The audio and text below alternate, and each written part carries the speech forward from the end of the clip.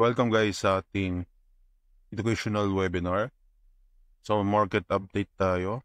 So review muna natin yung previous analysis natin. Ano yung mga fundamental bias, market sentiment, no? Makita natin dito sa gold. So market focus natin more on USD, no? Sa gold market, USD currency pairs, sa Bitcoin and crypto market. So lahat ng asset class na to or market is nakafocus sa USD fundamentals, no?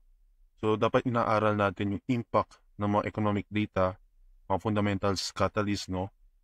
Para alam natin yung direction ng market, no? Ano yung main driver kung bakit bumabaksak or tumataas yung market. So, dito sa gold market, makita natin yung previous analysis natin. So, meron tayong main bias and adaptive bias, no? So, yung result ng fundamentals is negative sa CPI or inflation data sa US and PPI data. So, nagkaroon ng weakness sa USD. And meron naman tayong hawkish FOMC meeting. So, kaya nagkaroon ng bullish sentiment sa USD, no? So, overall, mixed sentiment siya sa gold market. So, makita natin yung bullish move dito. So, nag-hold above siya sa 2,300 key level, no? So, dapat may mga key level tayo na sinusundan sa chart natin kung saan tayo mag-buy and saan tayo mag-sell. So, pwede natin gamitin yung mga key levels na yan for entries and exit. So, dito, makita natin nag-hold yung key level and nagkaroon ng bullish move supported by fundamentals, no?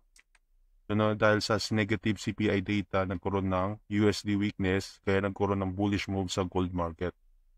And bearish move naman dahil sa hawkish FOMC. So, dapat alam natin, no? So, overall, nagre-range lang yung market sa gold, no? Sa key level na to.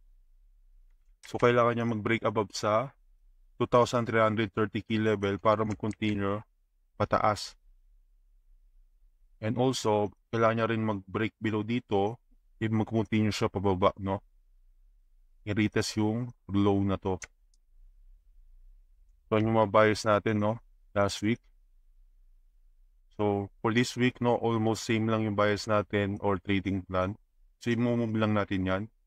So, kung tingnan natin yung previous analysis natin nung Friday, may market update tayo dito sa gold. So, same lang yung analysis natin, no? So, yung dalawang key level lang binabantayan natin for breakout.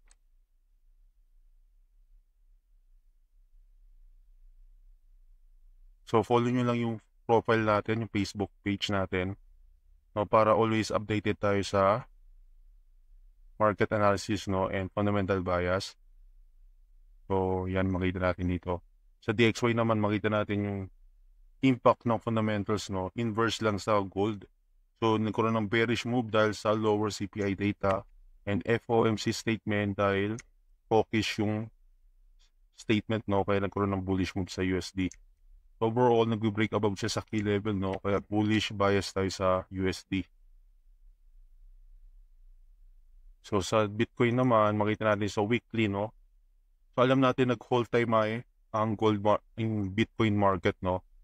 So, nag-all time high siya sa dito sa 7,000, 73,000, no? Key level. So, yung expectation natin na possible i-retest yung all-time high, pero with current price action, no? And market sentiment, confirm ng bearish momentum sa weekly time frame na possible i-retest tong previous key level, no? Possible i-retest yung 60,000 na key level, no? So, bearish bias tayo sa Bitcoin na possible mag-continue yung bullish sentiment sa USD, no? So, dapat alam natin yung market sentiment para malaman natin yung potential move sa Bitcoin, sa crypto, sa gold, sa USD index, no? So, dapat alam natin impact ng fundamentals dahil ito yung main driver kung bakit tumataas or bumabaksak yung market, no? Makita natin dito sa MT4 natin yung trading system, makita natin sa USD index, makita natin may buy signal or buy confirmation, no? So, makita natin yung bearish move dahil yan sa fundamentals and bullish move naman dahil rin sa fundamentals impact, no? without alam natin impact ng mga economic data. And by confirmation gamit yung trading system, nag-bullish move siya. Dito naman sa gold, makita natin may sell confirmation or sell signal. Kita natin yung bearish move dito.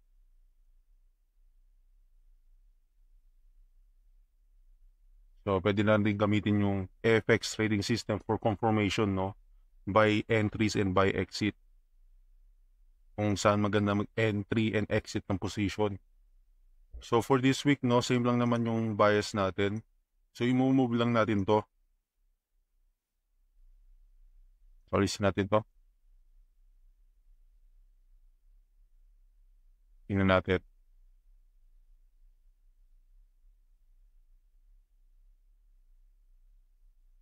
So, same bias.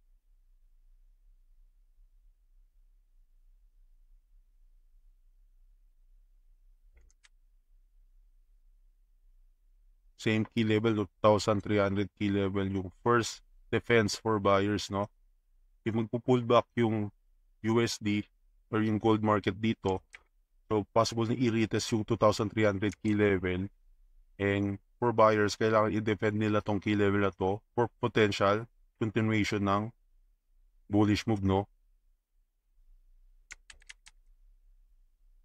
Dapat may mga key level tayo. Yung mga students ko, alam nila kung paano mag-plot, kung ano yung mga key level natin.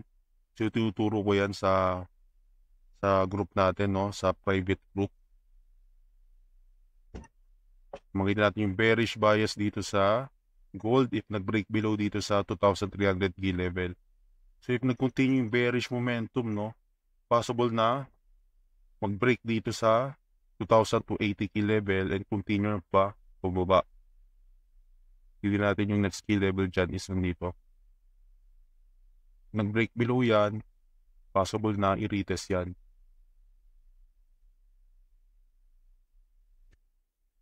So if hindi naman nag-hold yung key level sa 2,300, no? Same bias, no? Hold dito, continue bullish bias and break above dito, continue break yung bullish bias, no?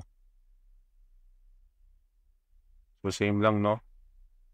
Okay.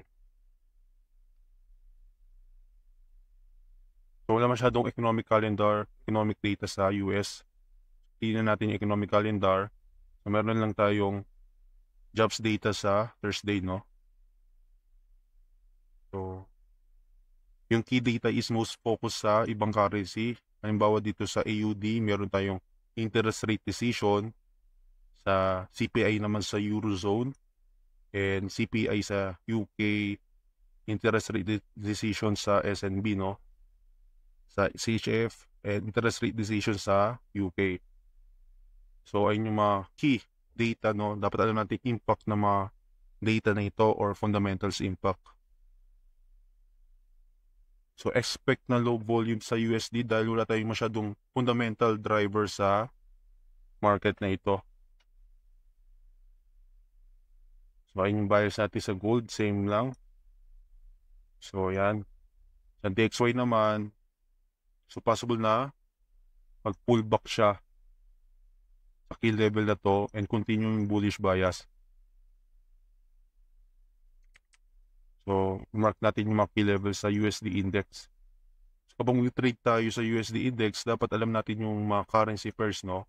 If bullish yung USD, so expect natin yung pound USD, euro USD is bearish. Inversely correlated lang sila. So, yung mga key level na to, ito. Possible mag-retest dito.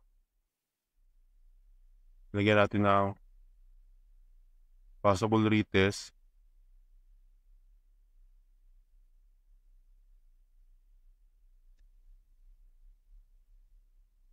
And yan. So, anticipate natin yung pullback, no? If nag-pullback, maganda mag-buy dito sa 105 key level. And continue bullish move, break above dito sa 105.5 key level. And target yung 106 key level, no?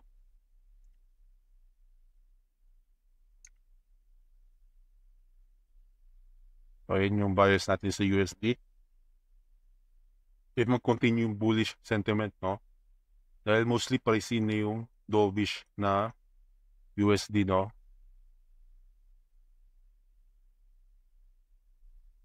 Sa Bitcoin naman, makita natin. So, yun natin ng chart.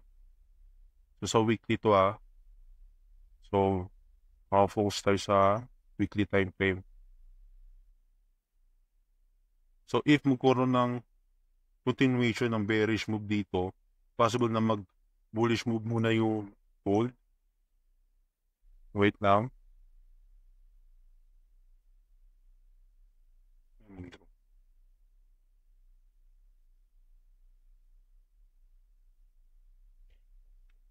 Wait lang natin.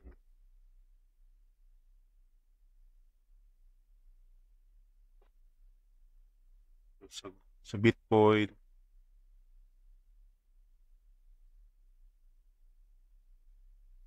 bearish move, i-retest yung 60K level, no?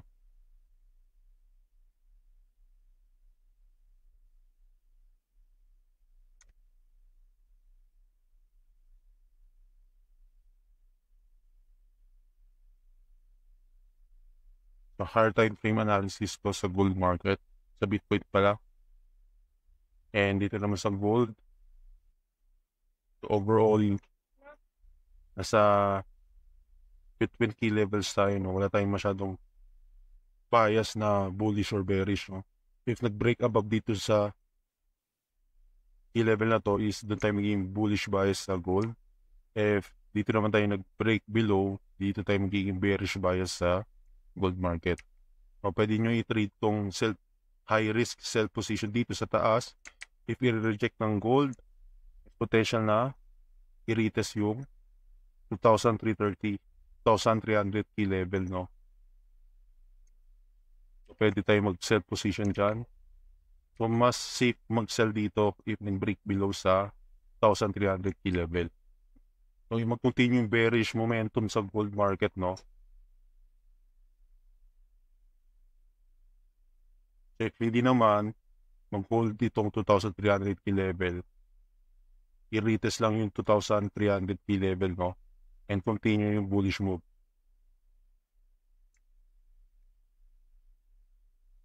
So, ayun yung analysis natin, no? For this week, no? Market update. So, pwede tayo mag-update ng mga analysis natin if may major changes sa market, no? In terms of fundamentals and market sentiment. And dito naman sa trading system natin, no? Pwede natin gamitin to for confirmation signal, no? For entries and exit ng position.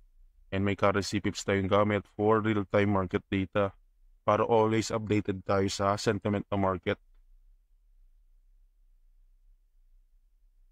So, ayun, makita natin dito. So, yun lang analysis natin.